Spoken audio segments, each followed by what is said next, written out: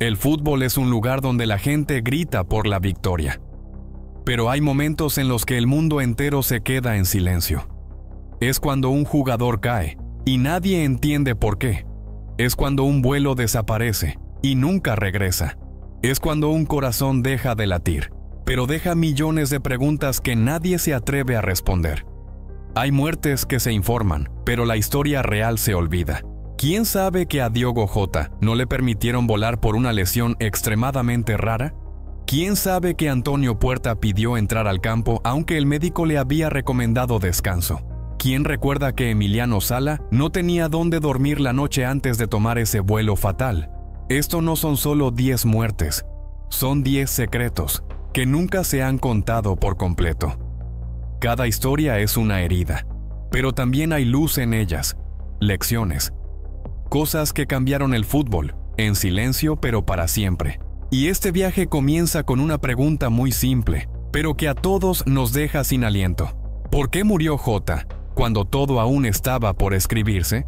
03:00 de la madrugada, 3 de julio de 2025. En la autopista A52, tramo por Cernadilla, España, un estallido seco desgarró la noche silenciosa. Un Lamborghini Huracán plateado perdió el control, chocó violentamente contra la barrera y estalló en llamas intensas. Nadie alcanzó a ver. No había transeúntes. Cuando llegaron los bomberos, todo era cenizas y olor agudo a metal quemado. La persona confirmada fallecida en el vehículo fue Diogo Jota, delantero de 28 años del Liverpool y la selección de Portugal. Un shock no solo para los aficionados de la Premier League, sino para todo el mundo del fútbol, porque esta no fue una muerte que alguien estuviera preparado para recibir. Jota no era una estrella escandalosa. No fiestas, no líos. Apenas se había casado con su novia de infancia. Acababa de superar una lesión compleja. Y el cuerpo técnico del Liverpool lo consideraba líder futuro tras Henderson y Van Dijk. Un futbolista dedicado, un hombre íntegro y padre de 3 hijos, que falleció en un viaje que nadie debería haber hecho solo. Lo que aterra no fue solo el choque, sino la razón por la cual Jota estaba en esa autopista a esas horas. No se le permitió volar. Días antes, los médicos de la selección detectaron que Jota tenía un neumotórax leve, una lesión rara, pero peligrosa si hay cambios de presión, especialmente en vuelos. Le recomendaron solo transporte terrestre. Jota aceptó. No quería riesgos, ni interrumpir la pretemporada con el Liverpool. En lugar de helicóptero o coche con chofer profesional, él condujo, como una persona común, junto a su hermano Andrés Silva, en un superdeportivo que compró hace menos de 3 meses. No hubo fallo del sistema, nadie descuidó nada, pero con claridad, todo era frágil. En un deporte protegido al detalle, la muerte de Jota sacudió al mundo al revelar. Hay momentos íntimos que ni siquiera el fútbol profesional puede cubrir. Se sabe que el Liverpool quedó completamente sorprendido. Fue un viaje personal, no estaba en el calendario del club, ni bajo supervisión médica habitual. Por cuestión de salud, nadie obligó a Jota a contar con seguridad o asistencia. Pensó que podía manejar por sí mismo. Todos lo pensaron, hasta que todo se desmoronó en segundos. El funeral se realizó en privado en Oporto, sin filas de periodistas, sin multitudes llorando, solo familia, amigos cercanos y algunos excompañeros. Cristiano Ronaldo no asistió. Mucha gente cuestionó ese hecho. Pero fue Katia Aveiro, la hermana de CR7, quien explicó en Instagram con emoción. Cristiano no quería convertir el funeral en un circo mediático. Cuando nuestro padre falleció, no pudimos salir de la capilla por cámaras y multitudes. No queríamos que eso le ocurriera a Jota. Ella concluyó que la ausencia de Ronaldo fue un acto de respeto, no de indiferencia, y eso intensificó aún más el dolor. Él se fue en silencio, dejando un vacío inesperado. Tras su muerte, la UEFA convocó una reunión de emergencia. No para buscar culpables, sino para revisar el protocolo de protección al jugador fuera del campo. El Liverpool creó la Jota Foundation, brindando apoyo emocional y médico a familias de futbolistas en crisis. La historia de Jota se convirtió en tema de debate. ¿Está el sistema tratando al jugador como persona o como un activo optimizado para rendimiento? Pero en lugar de buscar culpables, muchos en el mundo del fútbol prefirieron escuchar, no para reprochar, sino para aprender a percibir señales silenciosas, como el último mensaje que Jota envió a un amigo en Oporto. Hay presiones que no vienen del campo, sino de todo lo demás. Sin lamentos, sin quejas, solo una frase honesta, como lo era él. Y esa es la razón por la que, en el fútbol moderno, donde se valora el gol, el regate, el trofeo, Diogo Jota nos recordó que detrás de cada par de botas hay una persona, que a veces solo desea vivir como cualquier otro. La historia de Diogo Jota terminó en la angustia de una muerte que nadie previó, pero él no fue el primero.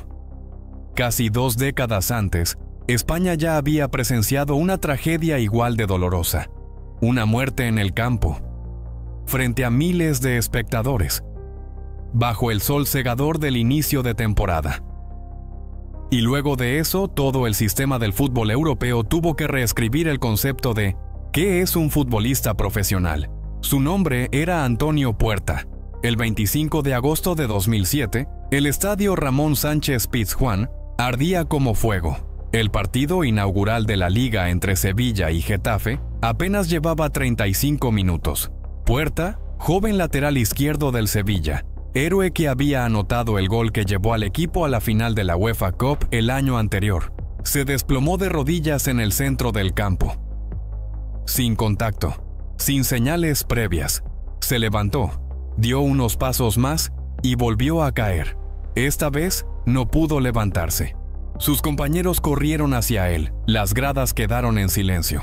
Las cámaras captaron sus ojos abiertos y el pecho respirando de forma anormal, como si su corazón latiera al último compás de una melodía que solo él podía oír. Fuera del campo, su novia, embarazada de 7 meses, rompió en llanto, aterrada. Puerta fue llevado a la sala médica de urgencia.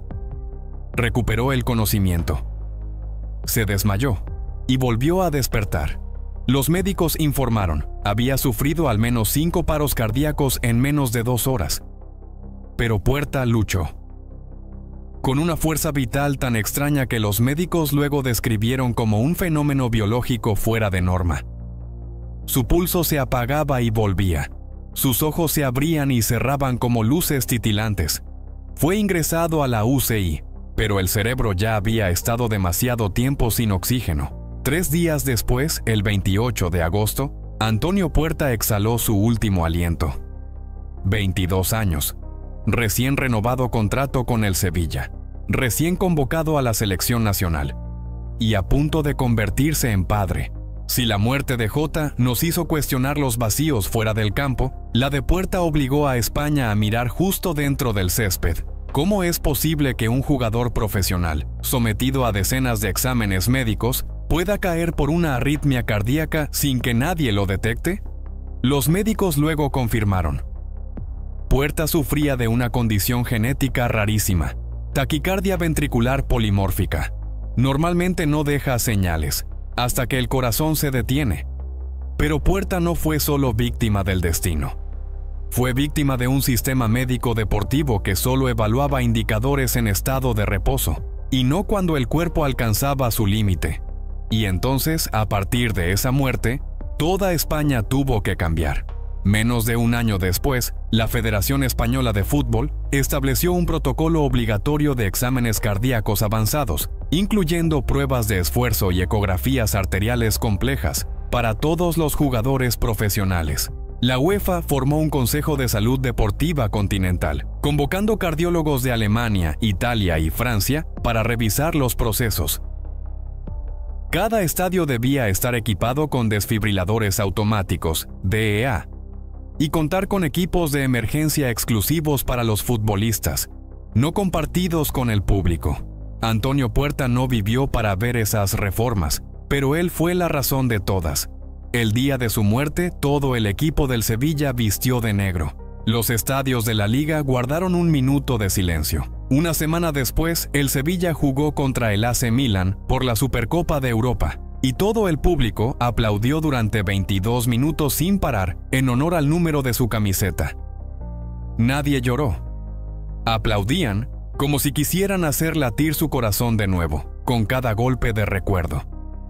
Han pasado más de 15 años, pero cada vez que un jugador cae al suelo, todos recuerdan a Puerta, y desde ahí nace el miedo, no al morir, sino al habernos acostumbrado demasiado a creer que todo en el campo está bajo control. Antonio Puerta nos enseñó que el fútbol, por más profesional que sea, nunca podrá programar la vida. Antonio Puerta cayó en medio del campo. Diogo Jota se fue en una autopista. Ambos eran atletas, personas que parecían invencibles, pero que no pudieron evitar el instante frágil entre la vida y la muerte. Sin embargo, hay quienes no juegan al fútbol, pero se convierten en el alma de los estadios. Viven en los altavoces, en los cánticos de miles de aficionados y en las celebraciones interminables de la victoria. Pero también se van, y nadie lo nota, hasta que la música se detiene. Avicii, su verdadero nombre, era Tim Bergling. Murió el 20 de abril de 2018, en Mascate, Omán, 28 años. Ninguna policía sospechó de delito. Su familia confirmó después. Tim se quitó la vida con un trozo de vidrio. Pero esa muerte no comenzó en Mascate. Comenzó en los escenarios llenos de gente gritando su nombre, en las giras de 250 shows al año, en las luces, la presión, los aplausos y los silencios que nadie escuchaba. Porque Avicii no pertenecía al fútbol, pero el fútbol le debe mucho. Cuando sonaba Wake Me Up en los partidos de Champions League de 2014, la gente saltaba.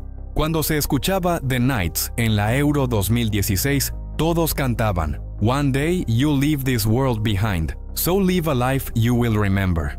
Cuando Griezmann celebraba un gol, bailaba al ritmo de Avicii. Los jugadores subían historias con levels de fondo. El Liverpool llegó a elegir su canción como música de vestuario. Avicii se convirtió en la banda sonora no oficial de toda una generación de futbolistas y aficionados.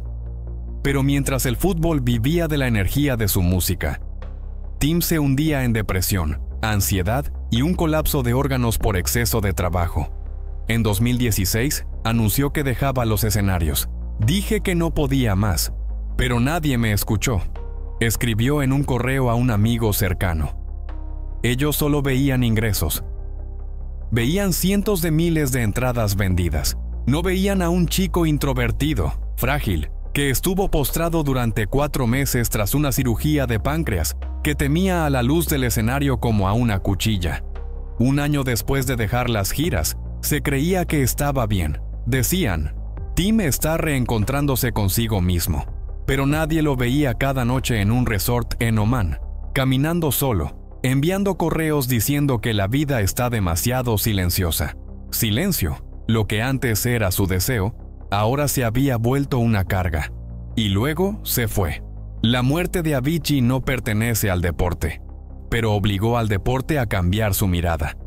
Tras ese día, muchos clubes profesionales comenzaron a incluir psicólogos en su cuerpo técnico. El Real Madrid firmó con la organización Mind Room Innovation. El PSG nombró a un director de salud mental para sus jugadores. La UEFA lanzó la campaña Strong Minds, Strong Games. Por primera vez se reconoció que la mente de un jugador es tan importante como sus piernas. Nadie puede retroceder el tiempo para salvar a Avicii, pero después de él, el fútbol aprendió esta lección. Las sonrisas más brillantes a veces ocultan gritos que nadie oye. El día del funeral de Tim, en su natal Suecia, un grupo de fans cantó The Knights como despedida, como cuando los aficionados del Sevilla aplaudieron 22 minutos por Antonio Puerta, o cuando el Liverpool guardó un minuto de silencio por Diogo Jota. Porque en toda muerte inesperada, lo más doloroso no es perder a alguien, sino no saber que había estado pidiendo ayuda, a su manera, y nadie lo notó. En Paraguay, hubo un tiempo en que se creía que Jonathan Fabro era todo lo que el país había estado esperando desde los tiempos de Roque Santa Cruz. Técnica suave, una zurda magistral y la visión táctica de un clásico número 10. Nacido en Argentina, pero con la camiseta de la selección paraguaya. Fabro fue una rara mezcla de artista y guerrero, capaz de cambiar un partido con un solo toque, pero todo se desmoronó, no por una lesión ni por bajo rendimiento, sino por una acusación que surgió desde su propia familia. En abril de 2017, la prensa argentina informó en conjunto: Jonathan Fabro era buscado por abuso sexual contra una menor. Quien lo denunció fue su hermana por parte de padre, que entonces tenía solo 12 años. La noticia fue como una bomba que hizo estallar toda la confianza del público. Nadie quería creer que alguien que había sido símbolo del amor por el fútbol paraguayo, que lloraba al cantar el himno nacional, pudiera ser culpable de algo tan atroz. Fabro negó los hechos. Su pareja, la supermodelo Larisa Riquelme, lo defendió hasta el final, afirmando que todo era una conspiración para destruirlo justo cuando planeaba regresar a la selección. Mientras tanto, el pueblo paraguayo se dividía. Una mitad creía que Fabro había sido víctima de una trampa por parte de la familia de su padre biológico, con quien él había roto relaciones desde joven. La otra mitad simplemente evitaba mencionar su nombre. Un jugador borrado de la memoria colectiva, aún sin una sentencia firme. En diciembre de 2019, tras casi 2 años de investigación, un tribunal argentino declaró culpable a Jonathan Fabro y lo condenó a 14 años de prisión. No hubo carta de despedida. No hubo caída en el campo. No hubo un final trágico al estilo cinematográfico. Pero para el fútbol paraguayo, fue otra forma de muerte. La muerte de un sueño que alguna vez vistió de rojo y blanco. En prisión, Fabro no concedió entrevistas. Solo una vez, un exentrenador reveló. Él solo preguntó: ¿la gente cree que merezco ser olvidado así? Una pregunta sencilla, pero que nadie quiere responder. Porque no solo toca lo legal, sino también la delgada línea entre el perdón y el olvido, entre el ser humano y la figura pública. Fabro alguna vez dijo: elegí Paraguay porque es donde me amaron como nadie lo había hecho. Y quizá por eso esta caída dolió tanto, no solo por una condena, sino porque acabó para siempre con una relación entre un ídolo y quienes lo habían amado sin condiciones. Hoy, nadie menciona a Jonathan Fabro entre los mejores mediocampistas de Paraguay, pero cada vez que se habla de estrellas que se quedaron fuera de la historia, su nombre reaparece en silencio, como una lección dolorosa. El talento no puede redimir el carácter, y un solo error puede borrar décadas de gloria. Cuando Diogo Jota se fue, los aficionados occidentales se quedaron atónitos. Cuando Jonathan Fabro cayó, todo Paraguay se sumió en el silencio. Pero en Japón, la tragedia ya había ocurrido hacía tiempo. En silencio, como dicta el carácter de toda una cultura. Un futbolista que fue símbolo de la voluntad, que representó a la generación dorada de Japón en el Mundial 2002, se desplomó en pleno entrenamiento, ante la mirada atónita de sus compañeros. Ese fue Naoki Matsuda. El 2 de agosto de 2011, una mañana de verano sofocante en Matsumoto. Matsuda, entonces con 34 años, seguía entrenando con regularidad en el Matsumoto Yamaga, un club de división inferior que soñaba con ascender. Ya no era la estrella del Yokohama F. Marinos ni de la selección japonesa, pero Matsuda jamás se quejó. Entrenaba con la actitud de un guerrero, como lo hizo cuando anuló a Ronaldo de Lima en el Mundial. Ese también fue su último día sobre el césped. En medio del entrenamiento, Matsuda se desplomó de repente. Al principio sus compañeros pensaron que se trataba de un golpe, pero en cuestión de segundos el silencio se apoderó de todo. Había dejado de respirar.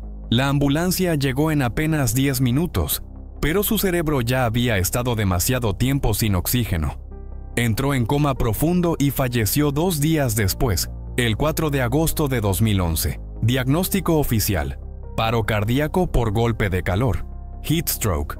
Toda la J League quedó paralizada. No era un joven imprudente que se había esforzado de más.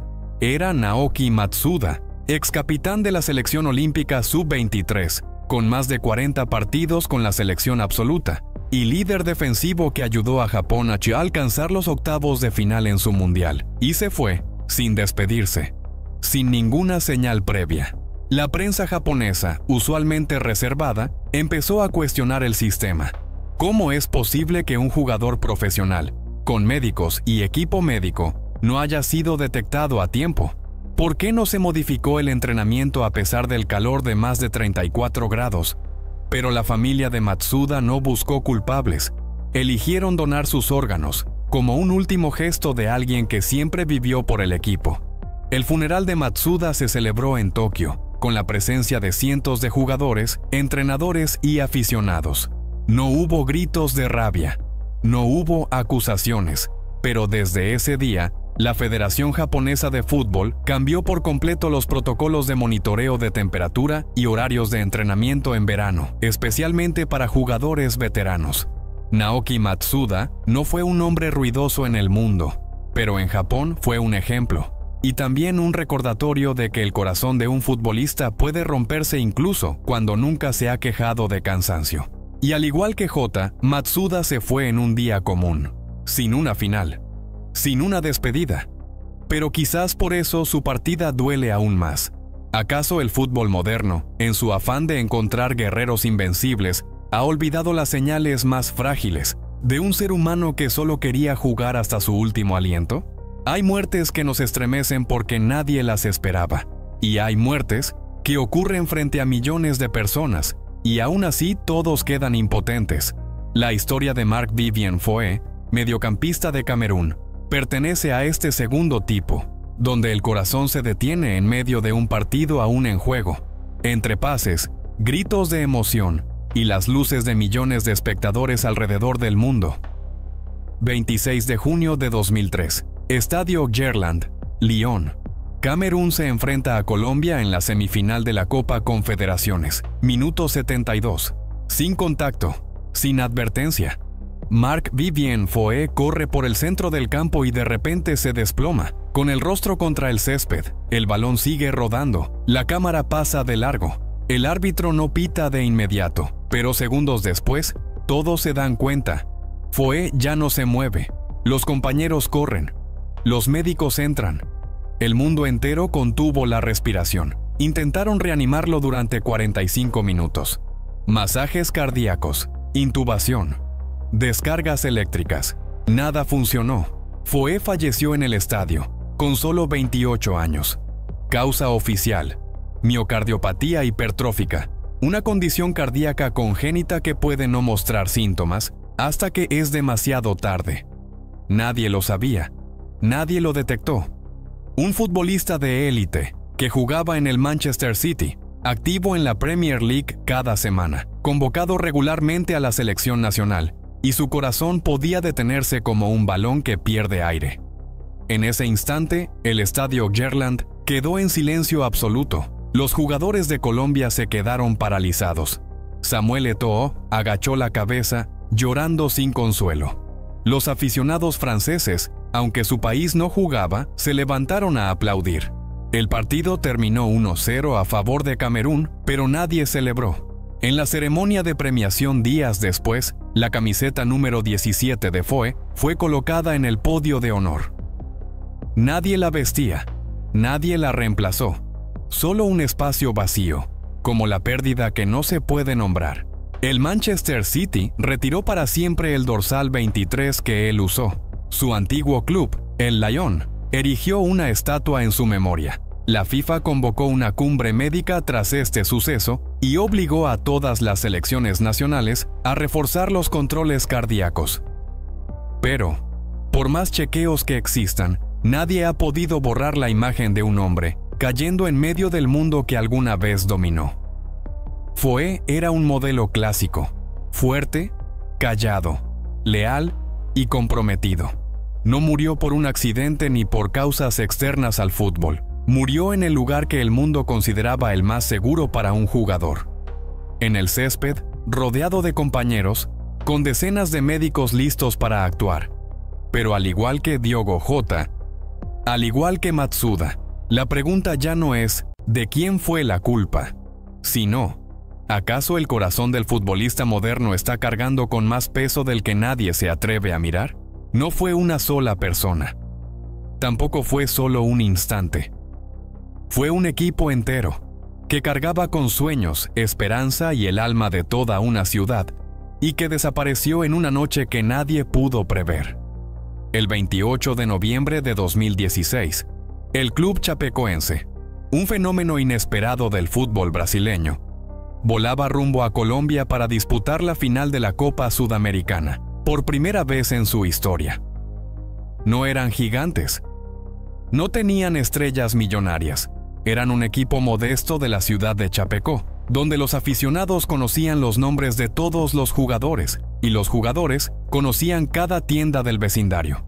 El vuelo Lamia 2933 transportaba a 77 personas, entre ellas 22 futbolistas, cuerpo técnico, periodistas y la tripulación. Se habían cedido asientos entre sí en el avión. Habían intercambiado bromas por mensaje durante todo el trayecto. Y estaban a solo 17 kilómetros del destino, cuando todo se apagó. El avión se estrelló en las montañas cercanas a Medellín, en plena noche, sin advertencia. La causa: se quedó sin combustible, por un error garrafal en la planificación del vuelo.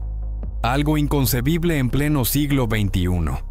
No hubo fuego, no hubo explosión, solo el viento cortando y la luz extinguiéndose entre la selva colombiana.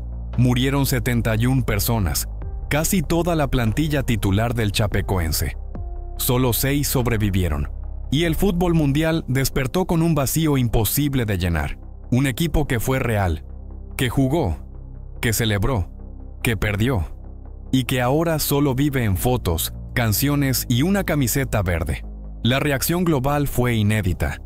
Clubes grandes como Barcelona, Real Madrid, Manchester United guardaron silencio en señal de duelo. Atlético Nacional, su rival en la final, renunció al trofeo y propuso que el campeonato se otorgara al chapecoense, un gesto que hizo llorar al planeta. Pero lo que hizo inmortal al chapecoense no fue la tristeza, fue que vivieron fieles a la razón por la que amamos este deporte. Para soñar, para creer, para recordar que incluso los pequeños pueden escribir cuentos de hadas. En el funeral, toda la ciudad de Chapecó se reunió bajo la lluvia, con sombreros blancos, entonando el himno nacional y cánticos de apoyo. Nadie gritó, nadie rompió en llanto, solo se tomaron de la mano y observaron los ataúdes cubiertos por la bandera. No porque el dolor se hubiese ido, sino porque sabían que esos hijos suyos habían llevado los sueños de todo un pueblo al cielo. Y no cayeron, volaron para siempre. Un nuevo estadio fue nombrado. Se levantó un monumento conmemorativo. Y en cada partido desde entonces, cada vez que el equipo viste el verde característico, la gente sigue diciendo: es el partido de los que no pudieron regresar. Hay muertes que duelen, pero también hay muertes que hacen callar al mundo, para escuchar. Cada uno de ellos, una historia, no solo para llorar, sino para recordar que detrás de las luces del estadio hay seres humanos que viven, aman y a veces se cansan como todos nosotros. Se fueron, pero dejaron algo para que el fútbol sea más humano, para que cada vez que el balón ruede, recordemos: el fútbol no es solo un juego. Es el lugar donde uno puede ser verdadero y ser recordado para siempre. Y esta es una serie de videos sobre las muertes de figuras famosas y los secretos que nunca antes fueron revelados. Si hay algo que quieras que investigue, déjamelo en los comentarios y no olvides suscribirte para no perderte el próximo misterio.